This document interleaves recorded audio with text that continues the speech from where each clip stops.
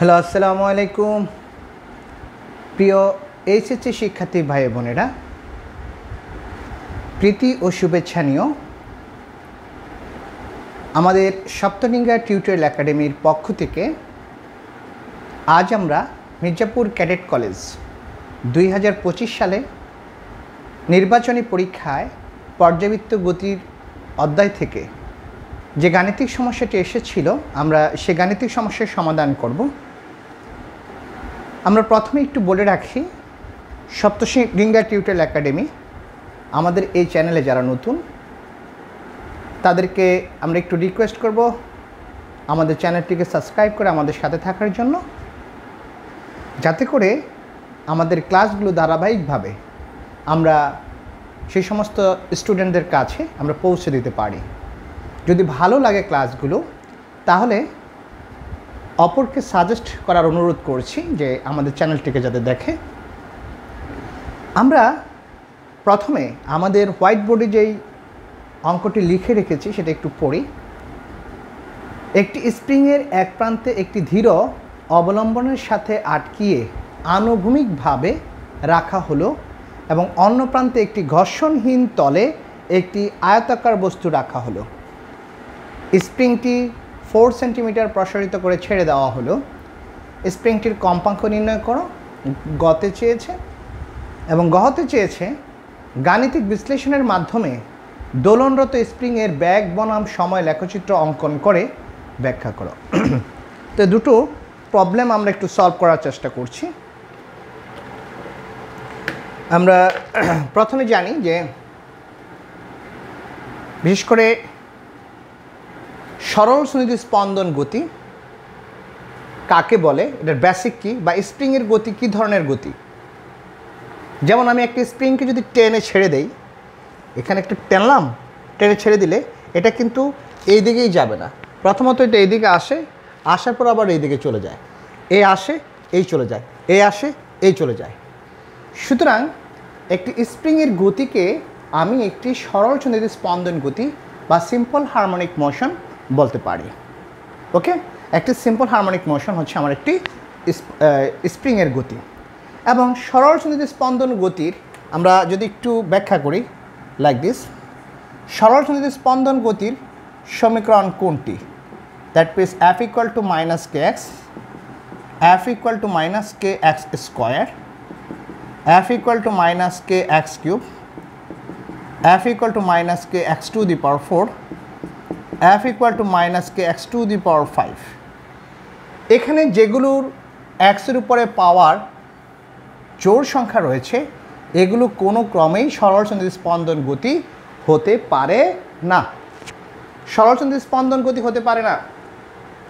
সরল সুনিধি স্পন্দন গতি, যেটাকে আমরা বলতেছি সিম্পল হারমোনিক মোশন বা সরল সন্দিত স্পন্দন গতি, এই যে সরল সুনিধি স্পন্দন গতি, এই সরল সুনিধি স্পন্দন গতি হওয়ার জন্য আমাদের যে বৈশিষ্ট্য সেটা কোনটা মেনে চলতে হবে, এবং এটার আরেকটা নাম আছে, সেটাকে আমরা বলি টু অ্যান্ড ফ্রো মোশন। আমরা জানি যে একটা ফ্রেজ ওয়ার্ড আছে টু অ্যান্ড ফ্রো, এদিক ওদিক। তো সরল সুনিধি স্পন্দন গতিকে এদিক ওদিক গতি বলা হয়। কারণ হলো একটা বস্তুকে যখন আমি টেনে ছেড়ে দিব, বস্তুটা একবার এইদিকে যাবে, আবার এদিকে আসবে, একবার এদিকে যাবে, একবার এদিকে আসবে। সুতরাং this motion, I mean simple harmonic motion, is also called to and fro motion. এটাকে টু অ্যান্ড ফ্রো মোশন বলা হয়। আমরা ব্যাখ্যা দিই। এখানে যে 4টা সমীকরণ লিখলাম, আমি 5টা সমীকরণ লিখেছি, 5টা। এই 5টা সমীকরণের মধ্যে একটা সমীকরণ শুধুমাত্র টু অ্যান্ড ফ্রো মোশনকে আমরা, একটা সমীকরণ হচ্ছে টু অ্যান্ড ফ্রো মোশনকে ব্যাখ্যা করে, আর বাকি সমীকরণগুলো কিন্তু টু অ্যান্ড ফ্রো মোশনকে ব্যাখ্যা করে না। কীরকম, আমরা যদি একটু ব্যাখ্যা দিই। Say F equal to minus K X, এখানে এক্সের পাওয়ার হচ্ছে 1। এই সমীকরণটাকে বলা হয় simple harmonic motion. But F equal to minus K X cube, F equal to minus K X to the power 5, এদেরকে সিম্পলি বলা হয় oscillation. This is not simple harmonic motion, this is only oscillation. বলে sir কেন, কীভাবে আমি এটা প্রমাণ করব যে F equal to minus K X whole to the power 1, এইটাই শুধুমাত্র সিম্পল হারমোনিক মোশন, অর্থাৎ এইটাই সরলচন্দ্র স্পন্দন গতিকে ব্যাখ্যা করে একদম সহজ হিসাব। সে আমি এক্সের ভ্যালু যদি এখানে এফ, আমি একটু দেখাই, একদম প্রমাণ সহ দেখাই দিচ্ছি। আমি এক্সের ভ্যালুটা যদি আমি প্রথমে 1 ধরি, তাহলে সেটা আমি পাচ্ছি মাইনাস কে। আমি এক্সের ভ্যালু যদি আমি -1 ধরি, তাহলে আমি পাচ্ছি প্লাস কে। ওকে, আমি যদি একবার এক্সের ভ্যালু মাইনাস ধরি, তাহলে পাবো, সরি, এক্সের ভ্যালু যদি আমি +1 ধরি, that's will be minus K. যদি আমি -1 ধরি, দ্যাট উইল বি প্লাস কে। ওকে, দেন আমি যদি এখানে এফের এই এক্সের ভ্যালুটা +2 ধরি, দ্যাটস উইল বি -2কে। আমি যদি এক্সের ভ্যালুটা -2 ধরি, দ্যাটস ইকুয়াল টু +2কে, সেটা হবে +2কে। তাহলে আমরা দেখতে পাচ্ছি যে এই যে মানগুলি একবার মাইনাস, একবার প্লাস, একবার মাইনাস, একবার প্লাস, অর্থাৎ আমি যদি এক্সের ভ্যালুটা এক্স অক্ষের দিকে নেই, ধনাত্মক দিকে নেই, তাহলে ফোর্সটা হয় মাইনাস, আর যদি এক্স অক্ষের মাইনাস দিকে নেই, তাহলে ফোর্সটা হয় প্লাস। অর্থাৎ আমি দেখতে পাচ্ছি যে বস্তুটার যদি আমি বস্তুটার সরণটাকে যদি আমি চেঞ্জ করে ফেলি, যেমন আমি যদি প্রথমে আমি কি করি, এই দিকে যদি নেই, তাহলে বলটা কাজ করে আমার এই দিকে, মাইনাস মানে কি ঋণাত্মক দিকে কাজ করে। আমি একটু ব্যাখ্যা দিচ্ছি, সুন্দরভাবে বুঝতে হবে ব্যাপারটা। আমরা একটু ব্যাখ্যা দিই লাইক দিস। এখানে আমি পাইলাম এফ ইকুয়াল টু, মানগুলো যদি বেশি বসাই, -k × 1, that's equal two -k। যদি আমি কে এর ভ্যালু -1 বসাই, দ্যাটস ইকুয়াল টু +k। যদি আমি এক্সের ভ্যালু 2 বসাই, দ্যাটস ইকুয়াল টু -2k। আমি যদি এক্সের ভ্যালু হচ্ছে -2 বসাই, দ্যাটস ইকুয়াল টু +2k। এই হচ্ছে আমার, অর্থাৎ বলের সাথে যে আমার সরণ, সেই সরণের কি সম্পর্ক সেটা। এখন আমি একটু খেয়াল করি, সে আমার এটা এক্স অক্ষ বরাবর অসিলেট করতেছে, এটা হচ্ছে আমার মূল বিন্দু। তাহলে আমি প্রথমে কি করলাম, এক্স অক্ষ বরাবর আমি 1 মিটার দূরত্ব নিলাম। সে এই দূরত্বটা হচ্ছে 1, এটা 2, এটা 3, আমি 1 মিটার দূরত্ব নিয়ে নিলাম। 1 মিটার দূরত্ব নিলে আমার ফোর্সটা কাজ করে কিন্তু এই দিকে, এক্স অক্ষের ঋণাত্মক দিকে, যেহেতু -k, F equal two -k। যখন আমি দূরত্বটা -k করি, দ্যাট মিনস আমি যখন এই দিকে নিয়ে যাব, তখন আমার ফোর্সটা কাজ করে কিন্তু এই দিকে। তাহলে একবার বস্তুটা আমার ফোর্স কাজ করতেছে এই দিকে, আবার ফোর্স কাটতেছে এই দিকে, তাহলে আমি দেখতেছি এটা এই দিক দিয়ে এই দিকে যাচ্ছে, অর্থাৎ টু অ্যান্ড ফ্রো। আবার যদি দেখি এক্সের ভ্যালু যখন আমি +2 দিব, অর্থাৎ আমি যখন এখানে নিয়ে যাব, তখন আমার বলটা হচ্ছে -2k, অর্থাৎ এই ফোর্সটা তখন এই দিকে কাজ করে। সরি, এটা +2k, হ্যাঁ না, প্লাসকের জন্য মাইনাস এদিকে। যখন আমি এক্সের মানটা -2কে নিয়ে যাব, যেমন এইদিকে, এটা +1, এটা 2, এইদিকে যদি নিয়ে যাই, তখন আমার ফোর্সটা কাজ করে এইদিকে। তাহলে this is also to and fro motion, অর্থাৎ এইদিকে যায় এইদিকে যাচ্ছে। তাহলে যে ইকুয়েশনের জন্য আমার এটা টু অ্যান্ড ফ্রো মোশনকে ব্যাখ্যায়িত করবে, সেটা হচ্ছে সিম্পল হারমোনিক মোশন বা সরলচন্দ্র স্পন্দন। আমরা যদি একটু বিক্রিয়াটা একটু অন্যভাবে দেখি, অর্থাৎ যদি আমার এইভাবে যদি আমি প্রকাশ করি, that's equal two F equal two -kx², এটা কি সিম্পল হারমোনিক মোশন কিনা, বা এটা সরলচন্দ্র স্পন্দন গতি কিনা? ওকে, দেখি একটু ব্যাখ্যা দিই। আমরা এখানে এফ এর ভ্যালু ধরি, এক্স এর ভ্যালু আছে, ধরি আমি +1 ধরি, +1² ইকুয়াল টু -k। যদি আমি এক্স এর ভ্যালু -1 ধরি, দ্যাটস অলসো -k। যদি আমি এক্সের ভ্যালু +2 ধরি, তাহলে 2² ইকুয়াল টু -4k। আমি যদি এক্সের ভ্যালু -2 ধরি, -2² ইকুয়াল অলসো -k। তার মানে কি বোঝা গেল?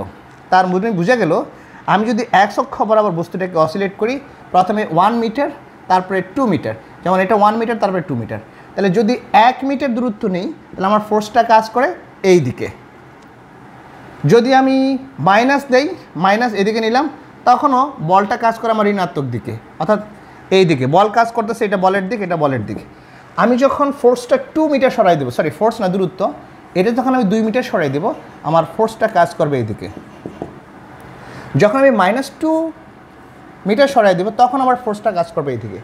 তার মানে বোঝা গেল আমি দূরত্বটাকে একবার এক্স অক্ষের ধনাত্মক দিকে, একবার এক্স অক্ষের ঋণাত্মক দিকে নিচ্ছি, কিন্তু আমার ফোর্সটা সবসময় কিন্তু এক মাত্রিক, 1 ডাইমেনশনাল হচ্ছে, অর্থাৎ এক্স অক্ষের ঋণাত্মক দিকে হচ্ছে। কিন্তু এটা কখনোই এক্স অক্ষের ধনাত্মক দিকে যাচ্ছে না, আমরা সেটাই দেখতেছি, কারণ এফের যে ভ্যালুটা this is minus minus minus minus, কোনোভাবেই এটা প্লাসের দিকে যাচ্ছে না।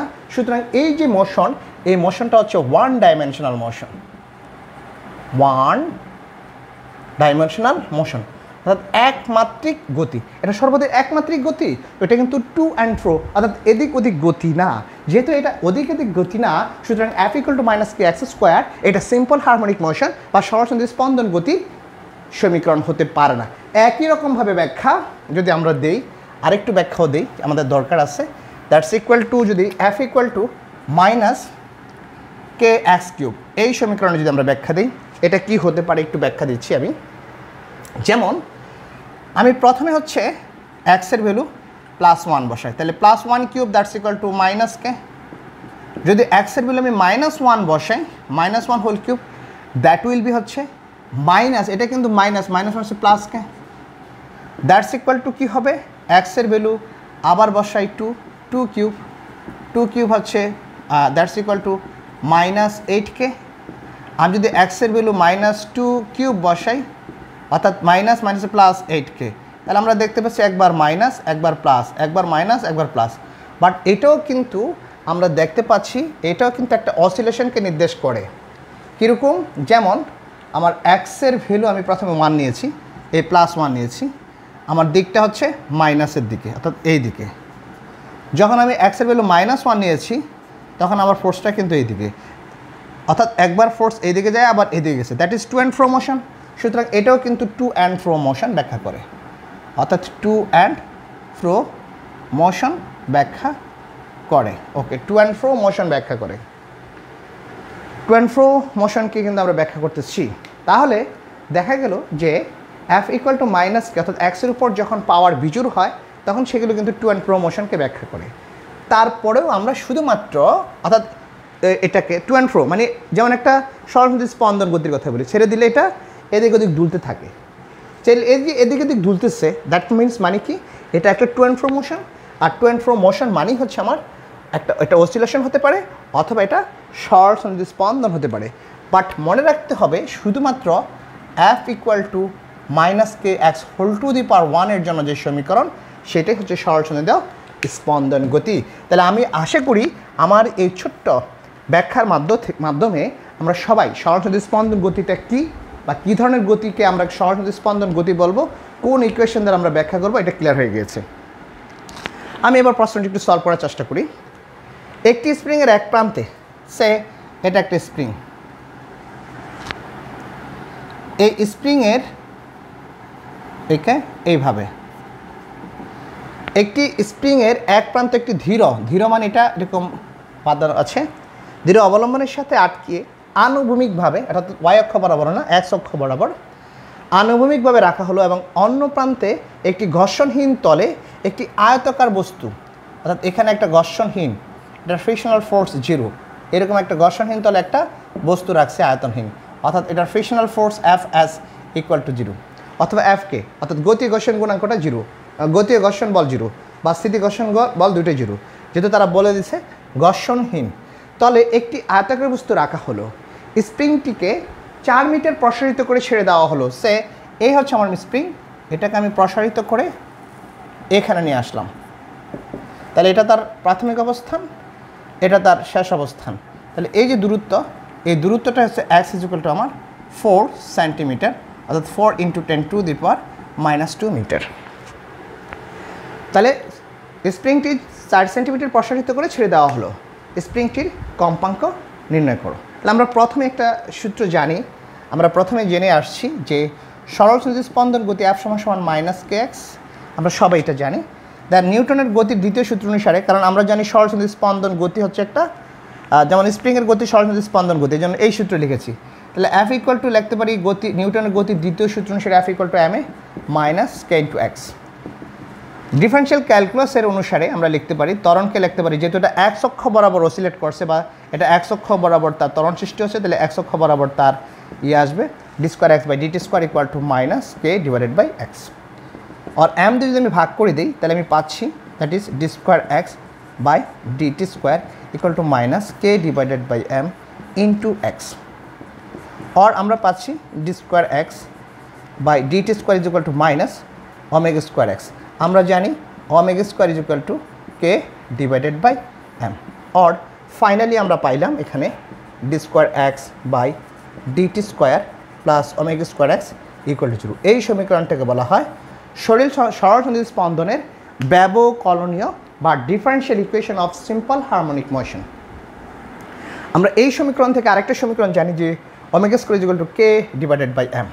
এটা দিয়ে আমাদের অঙ্কটা সলভ করতে হবে। আমি একদম প্রমাণ সহ দেখাইলাম যে কীভাবে আসছে। দ্যাট মিনস আমরা লিখতে পারি ওমেগা স্কোয়ার ইকুয়াল টু হচ্ছে কে ডিভাইডেড বাই এম।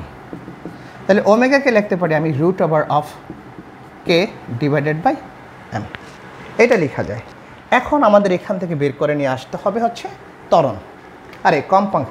তো আমরা জানি ওমেগা কৌণিক ব্যাগকে লেখা যায় থিটা বাই টি, সর্বোচ্চর জন্য 2 পাই ডিভাইডেড বাই বড় হাতের টি অর্থাৎ পর্যায়কাল বা টাইম পিরিয়ড, দ্যাট ইজ হচ্ছে কে ডিভাইডেড বাই এম।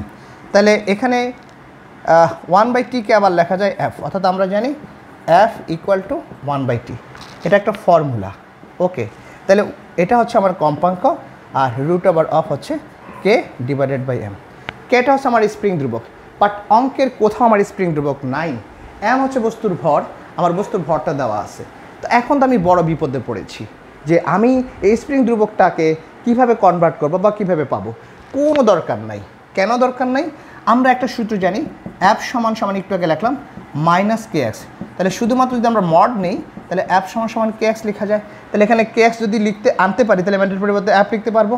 তাহলে আমি পরের ইকুয়েশনে যে লিখতে পারি that is 2 pi f equal to root over of k into x. X দ্বারা গুণ করি, এটাকেও এক্স দ্বারা গুণ করে ফেললাম। ওকে, মজার ব্যাপার। That is 2 pi f equal two, তাহলে উপরেরটাকে লেখা যায় এফ ডিভাইডেড বাই নিচেরটাকে লেখা যায় হচ্ছে এক্স। ওকে, আবার এফ আমরা জানি যেহেতু বস্তুটা অসিলেশন করতেছে, এটাকে আমরা লিখতে পারি আবার m g into m into x. তাহলে এম এ ক্যান্সেল আউট,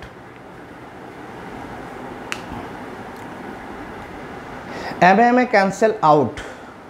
তাহলে আমার থাকে কি, আমার থাকতেছে এখানে 2 পাই এফ সমান root over of g by x. তো এখানে একটা কথা আছে, বস্তুটা তো এক্স অক্ষ বরাবর অসিলেট করতেছে। তো আমার এখানে এফকে আমি এম জি লিখবো কী করে? Is it correct or not? কারণ যেহেতু দুলতেছে তাহলে অভিকর্ষ ত্বরণ তো ওয়াই অক্ষ বরাবর এটা দুললে Y F equal to M G হতো, কিন্তু এটা তো এক্স অক্ষ বরাবর দুলতেছে। তাহলে এক্স অক্ষ বরাবর দুললে কি তার কি অভিকর্ষজ ত্বরণ থাকে? অভিকর্ষজ ত্বরণ কি আমরা পাবো? এখানে একটা প্রশ্ন, সুন্দর প্রশ্ন, যে f is equal to M g আমি লিখতে পারবো কি না? F equal to m a লিখতে পারবো, এটাকে লিখতে পারবো ত্বরণ, কিন্তু এখানে তো ত্বরণ তো আমার জানা নাই। এখানে ত্বরণ কিন্তু আমার জানা নাই।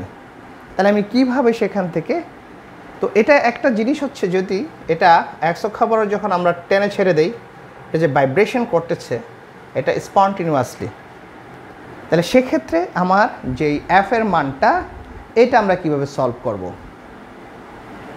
এ তো নাই, তাহলে এ বের করবো কিভাবে? এ হচ্ছে, আমরা একটু এটাকে লিখে দিই, এখানে এক্সের মান আছে, এক্স আছে আমার এত, জি এর মান আছে। তাহলে এখান থেকে আমরা একটা কাজ করতে পারি, আমার কম্পাঙ্ক এফ সমান 1/2 pi root over of G divided by X, এরকম একটা ফর্মুলা আসে। ওকে, তবে এটা হচ্ছে তারা তো বলে দিছে আনুভূমিকভাবে রাখা হলো, একটি ধীর অবলম্বনের সাথে আটকে অনুভূমিকভাবে রাখা হলো এবং অন্য প্রান্তে একটি ঘর্ষণীয় তলে একটি আয়তাকার বস্তু রাখা হলো। তো এটা যদি এরকম হইতো তখন বোঝা যাইতো যে এটা না, এটা আসলে অভিকর্ষ বলের প্রভাবে, এটা যেমন এক্স ওয়াই অক্ষ বরাবর যখন আমি দিব তখন এটা তো অসিলেট করতেছে, তাহলে সেটা কি আমার অভিকর্ষ ত্বরণের কারণে করতেছে? তাহলে এখন অসিলেট করতেছে কোন বলের কারণে? তাহলে এই বলটাই আমার এমজিতে কনভার্ট হয়েছে, নো প্রবলেম, এটা আমরা লিখতে পারবো, সমস্যা নেই।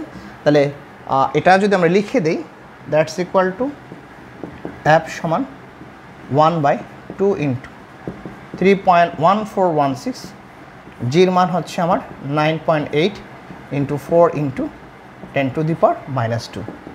দেন ফাইনালি যদি আমরা ক্যালকুলেশন করি, এখান থেকে আমরা এফ এর মানটা কত পাবো? এফের মানটা আমরা পাবো হচ্ছে 7.877 যদি আমরা বের করি 7.877 হার্টস।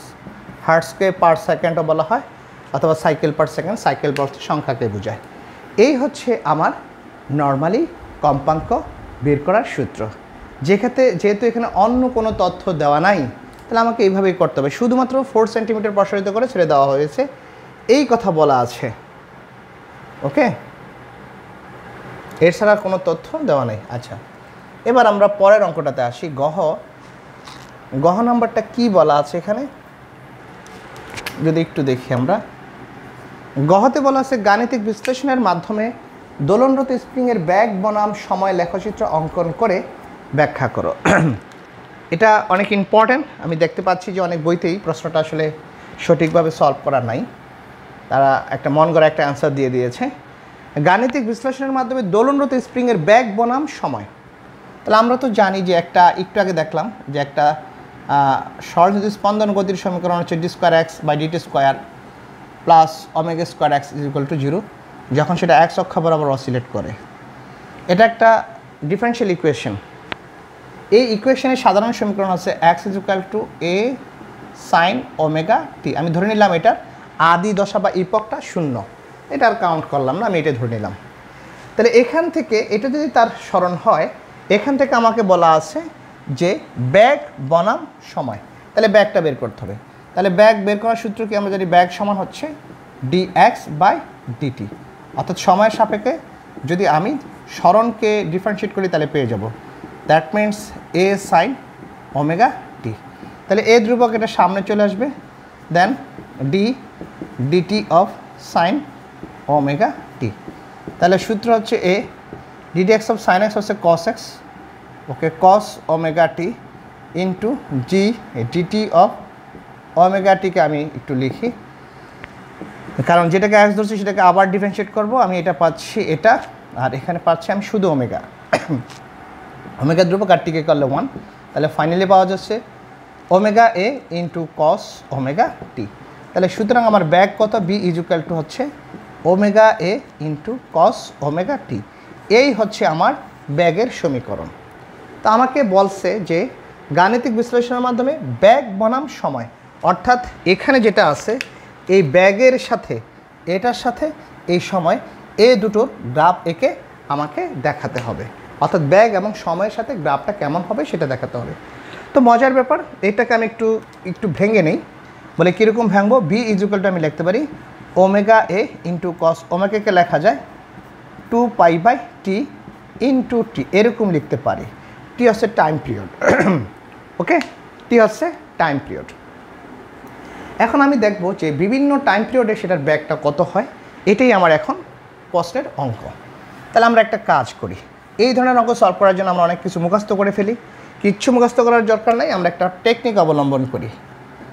টি = আমরা দেখব টিকে আমি t/4 এর বিভিন্ন অংশে ভাগ করে ফেলব। t/4 এখানে কমা, দেন t/4 কমা, দেন t/4 কমা, দেন t/4। মানে কি সব এতবার t/4 লিখলাম কেন? চমৎকার একটা রুল, আমি আবার বলতেছি, রুলটা অনেক চমৎকার একটা রুল। এই টি এর জায়গায় আমি একটা কাজ করব, অথবা এরকম লিখতে পারি t = n × t/4। এই ফর্মুলাটা মনে রাখবো। অর্থাৎ আমি টাইমটাকে কীভাবে ডিফাইন করব, টাইমটা কীভাবে টাইম নিব, আমি সেই টাইমটা পর্যায়কালের সাপেক্ষে আমি নিতেছি, বাট সেই পর্যায়কালের সাপেক্ষে যে আমি নিতেছি সেটা কীভাবে নিতেছি? t = n × t/4। এখানে n এর মান 0, 1, 2, সরি n এর মান 0 বসাবো, 1 বসাবো, 2 বসাবো, 3 বসাবো, 4 বসাবো। যেহেতু 4 পর্যন্ত ভাগ করছি t/4, তাহলে n এর মানটা আমি বসাবো এখানে n = 0, 1, 2, 3 অ্যান্ড ফাইনালি 4।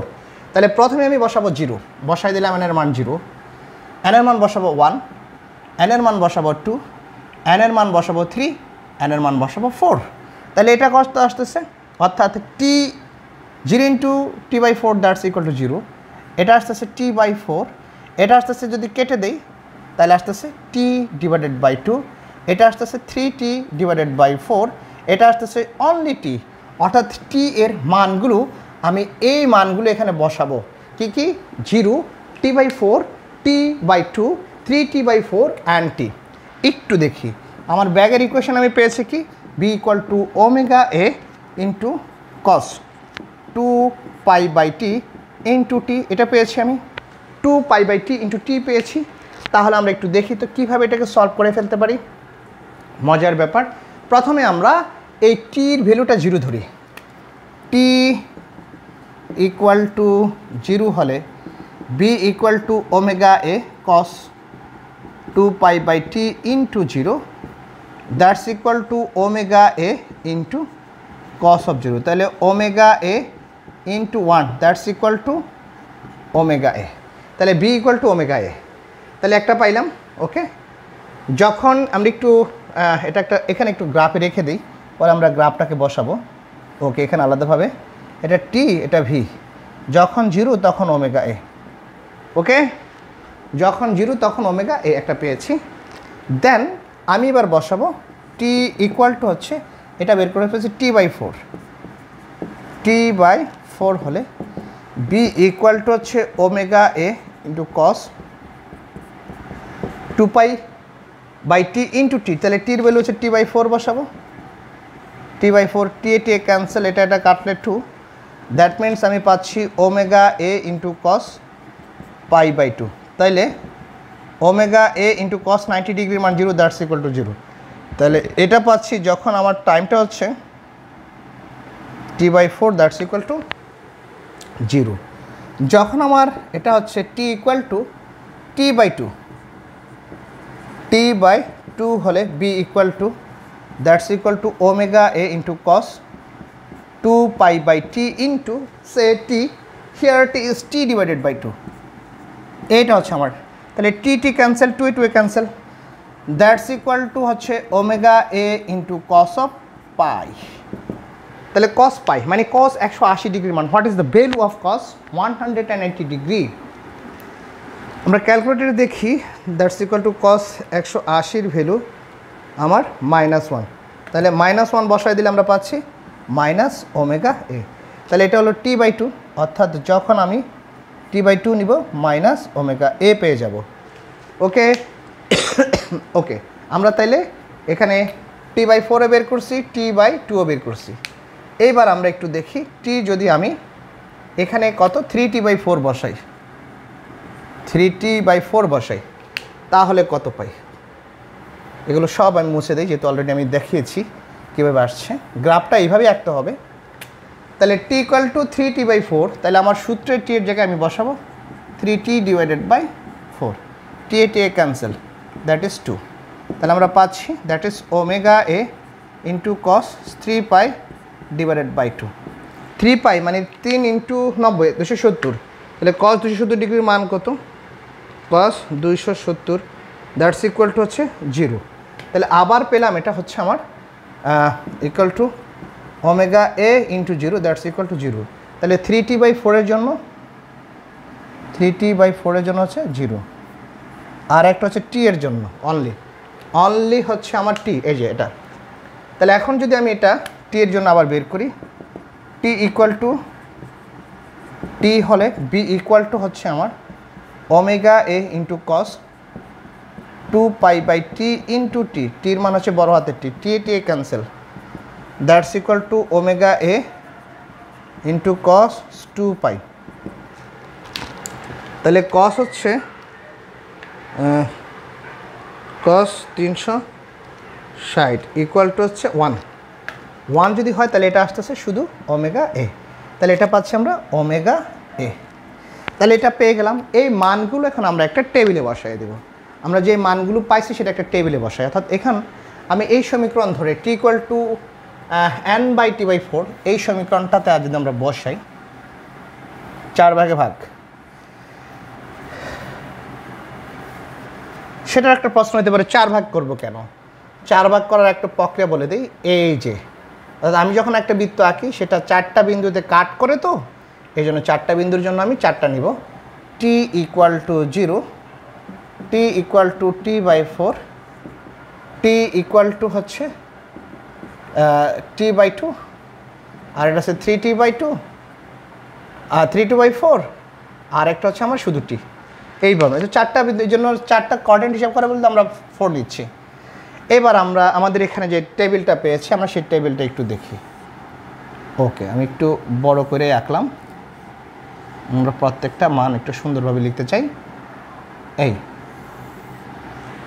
উপরে হচ্ছে আমার টাইম, এই ঘরে আমি টাইমকে লিখব, এই ঘরে আমি ব্যাগকে লিখব। টাইম যখন আমি হচ্ছে 0 নিয়েছি তখন আমার ব্যাগটা পেয়েছিলাম ওমেগা এ। টাইমটাকে যখন আমি T/4 নিয়েছি, T/4 নিয়েছি তখন আমি পাইছি 0।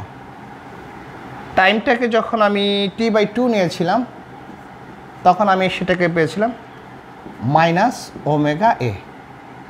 ওকে, টাইমটাকে যখন আমি 3/2/4 নিয়েছিলাম তখনও পাইছি 0। টাইমটাকে যখন আমি টি নিয়েছিলাম তখন আমি পেয়েছিলাম ওমেগা, তখন আমি পেয়েছিলাম কি ওমেগা পেয়েছিলাম। ওকে, এখন গ্রাফটা আঁকতে হবে। এই গ্রাফটা আঁকার প্রক্রিয়া কি, মজার ব্যাপার। আমরা একটু দেখাই। এই যদি নেই, এই হচ্ছে আমার এক্স অক্ষ, এটা হচ্ছে আমার ওয়াই অক্ষের ধনাত্মক দিক, এটা হচ্ছে আমার ওয়াই অক্ষের ঋণাত্মক দিক। এটা ম্যাক্সিমাম আমার বিস্তার।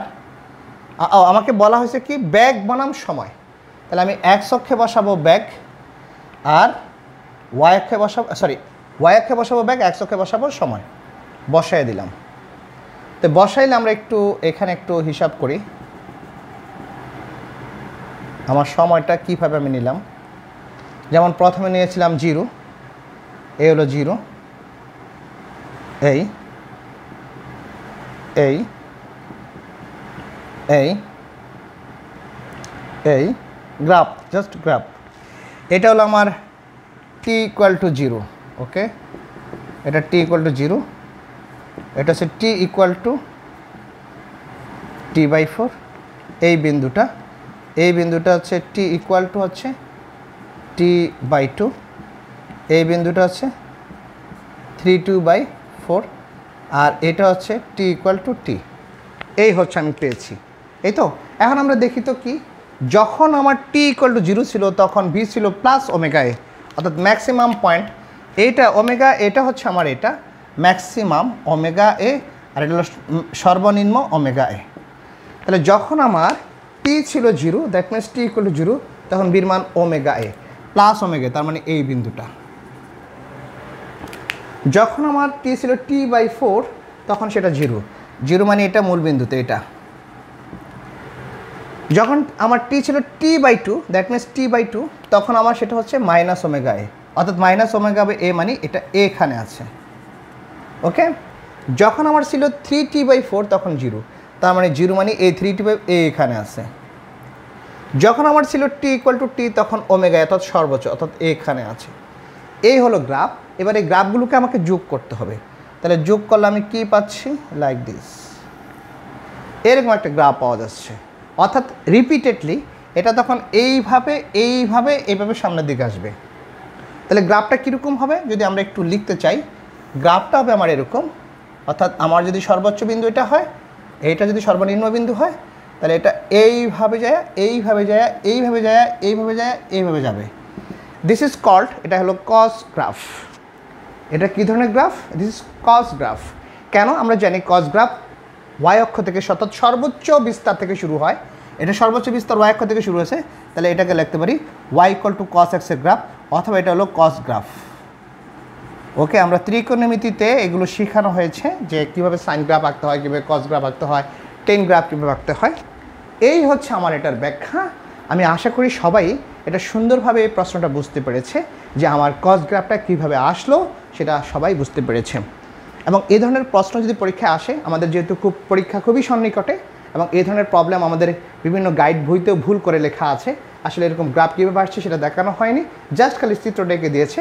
এভাবে করলে কিন্তু আসলে মার্কস পাওয়া যাবে না, ভালো স্যারের কাছে গেলে মার্কস দিবে না, 0 দিয়ে দিবে।